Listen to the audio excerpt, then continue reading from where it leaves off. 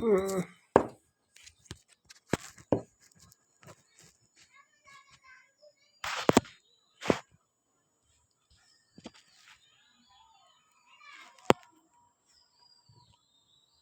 الحمد لله الصلاة والسلام على من لا نبي بعده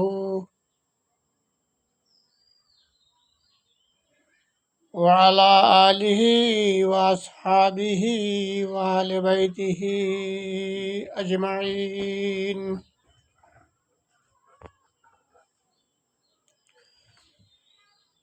أعوذ بالله من الشيطان الرجيم.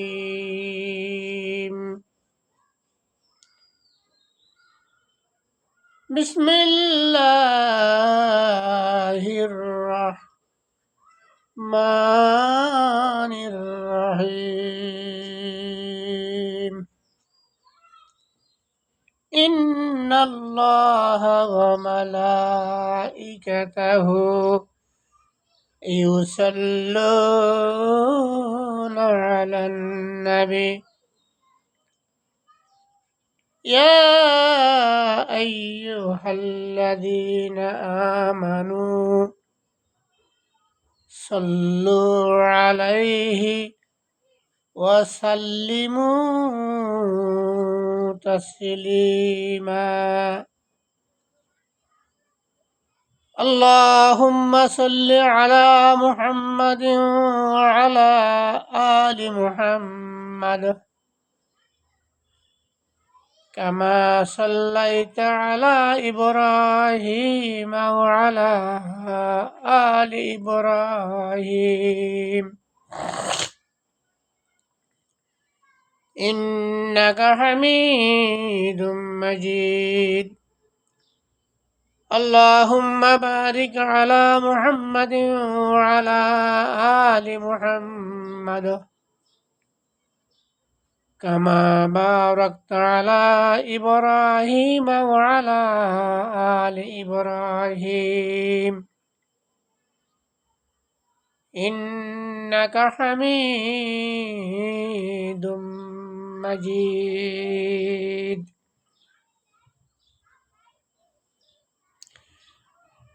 সম্মানিত সুধীমণ্ডলী,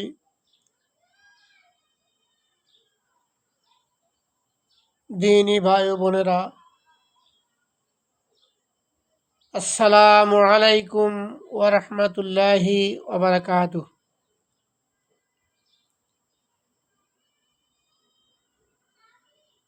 আমরা সর্বপ্রথম মহান রব্বুল আলামিনের দরবারে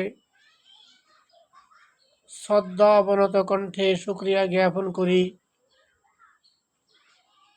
যিনি আমাকে অক্সিজেন দিয়ে, আলো দিয়ে, পানি দিয়ে, ফল ফলাদি, বৃষ্টি দিয়ে, হাজারো কোটি অসংখ্য নেয়ামত রাজি দিয়ে আমাদেরকে ধন্য করেছেন, আমাদেরকে বাঁচার সুযোগ করে দিয়েছেন। সে মহান রব্বুল আলামিনের দরবারে আমরা শুকরিয়া আদায় করি, আলহামদুলিল্লাহ।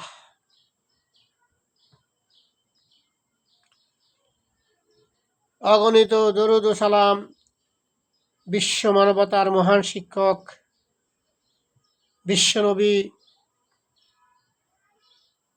জনাবে মুহাম্মদ রাসূলুল্লাহ সাল্লাল্লাহু আলাইহি ওয়াসাল্লামের রওজা মুবারকে,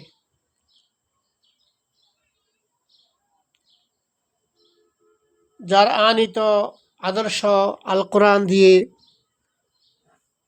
আমরা আজকে সমাজে বৈধ সন্তান হিসেবে গর্ববোধ করি। সুতরাং আমার আজকের আলোচ্য বিষয় হল রব।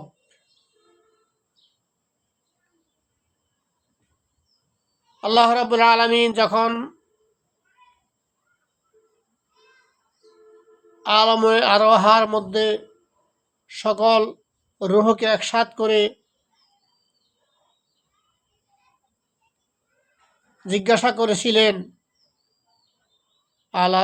তু বিরাব্বিকুম,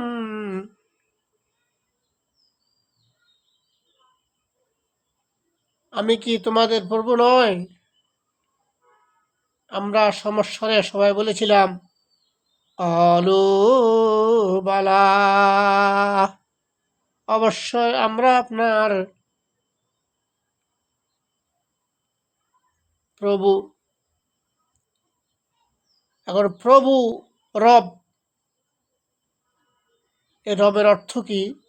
আমাদের আল্লাহ রাব্বুল আলামিন সৃষ্টির শুরুর লগ্ন থেকে আমাদেরকে রবের স্বীকৃতি নিলেন। আসলে রবটা কি? রবের তিনটি অর্থ আছে। তার মধ্যে একটি অর্থ হলো রব্বানি ব্যবস্থাপক, রব্বানি পরিচালক, রব্বানি আইন রচনাকারী, সংবিধান প্রণয়নকারী। সুতরাং আমরা দুনিয়াতে আসার পরে ওই আইন রচনাকারী, আইন প্রণয়নকারীকে যখন যেন ভুলে না যাই, এজন্য সূরা ফাতিহার মধ্যে প্রতি নামাজের প্রতি রাকাতে সূরা ফাতিহার মধ্যে আল্লাহ রাব্বুল আলামিন ওই রবকে স্মরণ করার জন্য সূরা ফাতিহার মধ্যে আল্লাহ বলে দিলেন আলহামদুলিল্লাহি রাব্বিল আলামিন। সমস্ত প্রশংসা বিশ্বজাহানের প্রতিপালকের জন্য, রবের জন্য, আইন রচনাকারীর জন্য, আইন প্রণেতার জন্য। তাহলে বোঝা গেল আইন প্রণেতার একমাত্র আল্লাহ রাব্বুল আলামিন, সংবিধান রচনা করার একমাত্র অধিকার মহান রব্বুল আলামিনের। পৃথিবীর কোনো ব্যক্তি, কোনো মুসলিম ব্যক্তি তার রান্নাঘর থেকে বঙ্গভবন, ট্যাকটাম থেকে তেতুলিয়া, রূপসা থেকে ভাতুরিয়া, তামাম বাংলাদেশ সহ পৃথিবীর কোনো মুসলিম, একনিষ্ঠ মুসলিম ব্যক্তি আল্লাহর কোরআনকে বাদ দিয়ে মানবের তৈরি করা মতাদর্শ দিয়ে রাজনীতি করা জায়েজ নাই, জায়েজ নাই, জায়েজ নাই। যদি কোনো ব্যক্তি মানব রচিত মত প্রতিষ্ঠা করতে চায়, মানব রচিত মতবাদের জন্য জীবন দিতে চায়, মানব রচিত মতবাদকে সহযোগিতা করতে চায়, মানব রচিত মতবাদের জন্য পয়সা খরচ করে, চিন্তা চেতনার সর্বাঙ্গীন সময় দেয়, তার কোনো আবাদত আল্লাহ রাব্বুল আলামিনের দরবারে গ্রহণযোগ্য হবে না, হবে না, হবে না, কখনো হবে না। আল্লাহ রাব্বুল আলামিন বলেন ومن يبتغ غير الإسلام دينا فلن يقبل وهو في الآخرة من الخاسرين। যারা আমার মতবাদকে বাদ দিয়ে অন্য মতাদর্শে, আমার কোরআনকে বাদ দিয়ে অন্য কোনো মতাদর্শের মতে আর হতে তন্ত্রে মন্ত্রে বিশ্বাস করে এবং তার মধ্যে শান্তি আছে বলে মনে করে, তাহলে তার ওই তন্ত্র মন্ত্র, তার তো আদর্শ, তার কাজকর্ম কখনো আমি আল্লাহ রাব্বুল আলামিন কবুল গ্রহণ করিব না। আর কিয়ামতের ময়দানে তার হাসর নাসর হবে ফেরাউন, নমরুদ, সাদ্দাত, হামানের সাথে। আমরা সবাই বলি নাউজুবিল্লাহ। সুতরাং মানব রচিত আইনের মাধ্যমে কোনো একনিষ্ঠ মুসলমান রাজনীতি করতে পারে না। রাজনীতি করতে হলে রাজনীতির একমাত্র গাইড, একমাত্র বই, একমাত্র আদর্শ, একমাত্র মানার মতো জিনিস, সেটা হলো আল কোরআন, বিশ্বনবীর আনিত জিব্রাইলের মাধ্যমে যে কোরআন আমাদের মধ্যে 30 পারা কোরআন আছে, এই কোরআনের বাইরে কোনো রাজনীতি নাই। যদি কেউ কোরআনের বাইরে, কোরআনের মতাদর্শের বাইরে, কোরআনের বাইরে রাজনীতি করে, সে আসলে রাজনীতির নামে দুর্নীতি করে। এই জন্য যে জায়গায় কোরআন নাই, আল্লাহ রাসূল বলেছেন লাইসা ফি জাওফি শাইউম মিনাল কোরআন কাল বাইতিল খারিব। যেখানে, যে জায়গায়, যে স্থানে কলেজে, ইউনিভার্সিটিতে, বাড়িতে, ঘরে, বঙ্গভবনে, সেক্রেটারিয়েট, গণভবনে, যেখানে যে জায়গায় কোরআনের কোনো ছোঁয়া নাই সেইখানে ওই জায়গা হইল সারা বাড়ির মতো, ওখানে কিছুই নয়, ওখানে শুধু শয়তান আর শয়তান থাকে।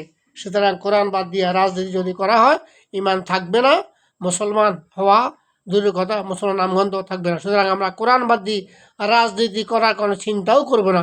যারা করেন তাদেরকে আমি উদারত আহ্বান জানাচ্ছি, কোরআনকে বাদ দিয়ে কোনো রাজনীতি না করে কোরআনের ছায়াতলে এসে নিজের জীবনকে সংশোধন করুন এবং জান্নাতের জন্য প্রস্তুতি গ্রহণ করুন। আল্লাহর আযাব বড়ই কঠিন। ইন্না বাতশা রব্বিকা লাশাদীদ, অবশ্যই আল্লাহর শাস্তি বড়ই কঠিন। আল্লাহ ছাড় দেন কিন্তু ছেড়ে দেন না। আল্লাহ আপনাকে, আমাকে, সবাইকে সময় দেন আমি ঠিক হই কি না। যদি দেখছেন না ঠিক হওয়ার কোনো সম্ভাবনা নাই, তখন আল্লাহ রাব্বুল আলামিন আমাদেরকে ধরেন। ইতিপূর্বে আপনি দেখেছেন স্বৈরাচারের পতন হয়ে গেছে, আল্লাহ তাকে 16 বছর ছাড়া দিয়েছে, কিন্তু সেই ওই সময়কে মূল্যায়ন না করে নির্যাতন, নিপীড়ন, হত্যা, গুম, খুন সব কিছু করেছেন, যার কারণে তাকে আল্লাহ ধরেছেন, ধরে তাকে পালিয়ে যেতে বাধ্য করেছেন। সুতরাং আমরা যারা আলম আরোয়ার মধ্যে আল্লাহ রব্বুল আলমকে রব হিসাবে, আইন প্রণেতা হিসাবে, ব্যবস্থাপক হিসাবে আমরা মেনে নিয়েছি, দুনিয়াতে এসে আমরা সূরা ফাতিহার মধ্যে শিখিয়ে দিলাম যে আমরা যে আলেম আরওয়ার মধ্যে আপনাকে রব হিসাবে মেনেছিলাম, আমরা পৃথিবী এসেও আমরা মসজিদের ভিতরে আমরা আল্লাহু আকবর বলি, আবার মসজিদ বাইরেও আল্লাহু আকবর বলি। আবার যদি মসজিদের বাইরে আল্লাহু আকবর বলা কিছু লোক যদি মসজিদের বাইরে আল্লাহু আকবর বলতে নারাজ, তাদেরও ইমান থাকবে না, তাদেরও নামাজ হবে না, হজ, জাকাত, কোরবানি কিছুই হবে না। কি জন্য? সে আল্লাহকে মসজিদে মানে, মসজিদের বাইরে মানতে রাজি হয় নাই। সুতরাং মসজিদের বাইরে আর মসজিদের ভিতরে আমাদের কোনো, মসজিদও আল্লাহর, মসজিদের বাইরের জায়গাটাও আল্লাহর। সুতরাং প্রতিটি ক্ষেত্রে, প্রতিটি জায়গায় আমরা আল্লাহকে রব হিসাবে মানব এবং আল্লাহর বিধান অনুযায়ী নিজেকে সংশোধন করব, পরিচালনা করব। তারপর আল্লাহ রাব্বুল আলামিন যখন মানুষ ইহকালীন সময়, ইহকালীন জীবন ত্যাগ করে আবার পরকালীন জীবনে পাড়ি দেয়, তখন আল্লাহ রাব্বুল আলামিন প্রথম ফেরেশতাদেরকে বলেন যে তাদেরকে 3টা প্রশ্ন করো। প্রথম প্রশ্ন হলো মার রব্বুকুম, মার রব্বুকা, তোমার রবকে। আলেমে আরওয়ার মধ্যে বলেছিলেন আমি কি তোমাদের রব নাই? আমরা স্বীকৃতি দিয়েছিলাম অবশ্যই আপনি আমাদের রব। আবার দুনিয়াতে এসে আমরা ভুলে যাই কিনা, এই জন্য সূরা ফাতিহার ভিতরে প্রতি রাকাতে আমরা বলেছিলাম আলহামদুলিল্লাহি রাব্বিল আলামিন, অবশ্য আপনি আমাদের রব। আবার যখন আমি মৃত্যুবরণ করলাম কবরে, আমাকে বলা হলো মার রব্বুকা, তোমার রবকে। আমি যদি বলতে পারি রব্বি আল্লাহ, আমার রব আল্লাহ রাব্বুল আলামিন, তাহলে আলমে আরওয়ার মধ্যে আমি রব স্বীকার করলাম। সূরা ফাতিহা পড়লে প্রতি ওয়াক্ত নামাজের মধ্যে আমি আল্লাহকে রব স্বীকার করলাম এবং মৃত্যুর পরে আমি আল্লাহ রাব্বুল আলামিনকে রব স্বীকার করলাম। তাহলে ওই ব্যক্তির জন্য অবশ্যই অবশ্যই আল্লাহ রাব্বুল আলামিন জান্নাতের ফয়সালা করবেন, আমরা আশা করি, প্রত্যাশা করি, কামনা করি। সুতরাং আল্লাহ যেন আমাদেরকে এই রবের যে সংক্ষিপ্ত বিবরণ দিলাম, আরোয়ার মধ্যে আমি রব মেনে নিলাম, পৃথিবী এসে মসজিদের বাইরে আল্লাহকে রব হিসাবে গ্রহণ করলাম, বাড়িতে রব একজন, মসজিদের রব একজন। সুতরাং বিভিন্ন জায়গায় রব বসিয়ে আল্লাহকে মসজিদের রব বললে এই রব আল্লাহর সাথে হাস্যকর করা হবে, এটা মুনাফিকি চরিত্র হিসাবে গ্রহণযোগ্য হবে। সুতরাং মসজিদে আল্লাহকে যেভাবে রব মানব, বাইরেও রব মানব, সর্বক্ষেত্রে আল্লাহ রব্বুল আলামিনকে আমরা রব হিসাবে ঘোষণা করে আমরা মাথা উঁচু করে দাঁড়িয়ে আল্লাহর জমিনে চলাফেরা করব। তারপরে মৃত্যুর পরে রব্বুল আলামিন যখন মুনকার নাকিরকে বলবেন এদেরকে প্রশ্ন করা হোক মার রব্বুকা, আমরা বলবো রব্বি আল্লাহ, আমাদের রব আল্লাহ। দ্বিতীয় প্রশ্ন আমার দিনুকা, তোমার দিন কি? দিন আল ইসলাম, আমার দিনুল ইসলাম। আমার নবীকা, তোমার নবীকে? আমার নবী মোহাম্মদ রাসূলুল্লাহ সাল্লাল্লাহু আলাইহি সাল্লাম। এই 3টা প্রশ্নের উত্তর দেওয়ার পরে আল্লাহ রাব্বুল আলামিন বলবেন আফরিশু লাহু মিনাল জান্নাহ ওয়াফতাহু লাহু বাবান ইলাল জান্নাহ, তার জন্য জান্নাতের পোশাক, তাকে জান্নাতের পোশাক পরিয়ে দেওয়া হোক, জান্নাত থেকে তার জন্য সামানা আনা হোক এবং জান্নাতের সাথে তার কবরের সাথে যোগাযোগ স্থাপন করা হোক, সেই নববধূর মতো ঘুমাতে থাকুক। সুতরাং এমন একটা সুন্দর জীবন যদি আমরা পেতে চাই, তাহলে আরো রব যে মেনেছি, ওই রবকে আমরা জমিনে এসে মসজিদের বাইরে আমরা সর্বক্ষেত্রে রব হিসেবে মানবো। আবার মৃত্যুর পরে আমরা যেন ওই রব হিসাবে রবকে আমরা শিখিয়ে দিতে পারি। আল্লাহ আমাদেরকে সেই একনিষ্ঠ ইমান, জেহাদি জজবা, ইমানি তামান্না নিয়ে আমাদের জমিনে আমরা বসবাস করতে পারি এবং পরকালে আল্লাহর কঠিন শাস্তি থেকে আমরা মুক্তি পেতে পারি। আল্লাহ আমাদেরকে সর্বক্ষেত্রে আল্লাহকে রব হিসাবে মেনে আমল করার তৌফিক দান করুক। ওমা তৌফিক ইল্লা বিল্লাহ। আসসালামু আলাইকুম ওয়া রাহমাতুল্লাহি ওয়া বারাকাতুহু।